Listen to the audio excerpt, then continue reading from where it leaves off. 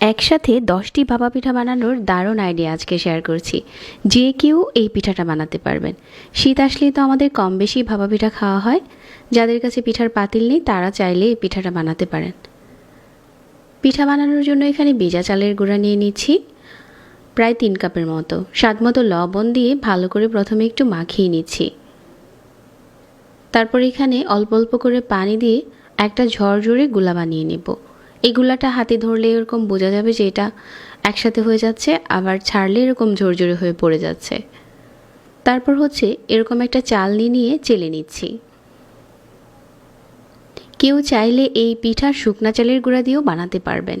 ওই ক্ষেত্রে পানি একটু বেশি দিয়ে মাখিয়ে রাখতে পারেন আগে থেকে নর্মাল ফ্রিজে, তাহলে প্যাকেটের কিনা চালের গুঁড়া দিয়েও পিঠাটা বানানো যাবে। তো এভাবে করে চেলে নিয়েছি। আজকের পিঠা বানাবো আমি কলা পাতা দিয়ে। কলা পাতা মাঝখান থেকে প্রথমে কেটে নিয়েছি। পাতা কিন্তু আগে থেকে পরিষ্কার করে ধুয়ে তারপর মুছে নিয়েছি। তবে আজকে আমি কলা পাতা দিয়ে বানাচ্ছি। সেম কাজটা কিন্তু আপনারা চাইলে ফয়েল পেপার দিয়েও করতে পারেন বা অন্য যে কোনো পাতা দিয়ে বানাতে পারেন। আবার চাইলে কাঁঠাল পাতা দিয়েও বানানো যায়। তো এরকম করে কোণের মতো বানিয়ে নিচ্ছি। আর একটা কাঠি দিয়ে সাইডটাকে এরকম করে গেঁথে দিচ্ছি। আর এখানে নিয়ে নিচ্ছি ফ্রেশ কোরানো নারিকেল আর গুড়। এখন এই কোণের মাঝ বরাবর প্রথমে চালের গুঁড়া দিয়ে দিলাম, তারপর নারিকেল, গুড়, উপরে আবারও নারিকেল আর গুড় দিয়ে দিলাম। এগুলো যার যার স্বাদ অনুযায়ী। আর আজকে সবগুলো পিঠা এভাবে করে বানিয়ে নেব।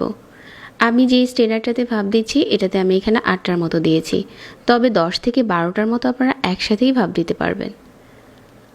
একটা পাত্রে পর্যাপ্ত পানি ফুটিয়ে নিয়েছি আর একটা স্ট্রেনার বসিয়ে দিয়েছি। আর এটার উপরে এই স্ট্রেনারটা বসিয়ে দিয়ে ঢাকনা দিয়ে ঢেকে ৫ মিনিটের মতো অপেক্ষা করলেই পিঠাটা ভাপ দেওয়া হয়ে যাবে। ৫ মিনিট পর পিঠাটা খুব ভালো করেই ভাপ দেওয়া হয়েছে। এখন ঢাকনাটা সরিয়ে নিচ্ছি। এখানে দেখেন অনেকটা জায়গা। আপনি চাইলে ১০ থেকে ১২টার মতো একসাথে করে দিয়ে এরকম করে ভাপ দিতে পারবেন, কারণ এটা ভাপ দেওয়ার পর জায়গাটা অনেকটা কমে আসে। এখন আর একটা একটা করে পিঠা বানাতে হবে না। চাইলে অনেকগুলো পিঠা একসাথে বানাতে পারবেন। আবার চাইলে ফয়েল পেপার দিয়ে ছোট ছোট কাপ বানিয়েও কিন্তু এই পিঠাগুলো বানানো যাবে। আর এখন চলুন একটা পিঠা খুলে শেয়ার করি। পিঠাটা কিন্তু ভিতর থেকে খুব সুন্দর করেই ভাপ দেওয়া হয়েছে। একদম সহজ রেসিপিতে আজকে এই ভাপা পিঠার দারুণ আইডিয়াটা শেয়ার করেছি।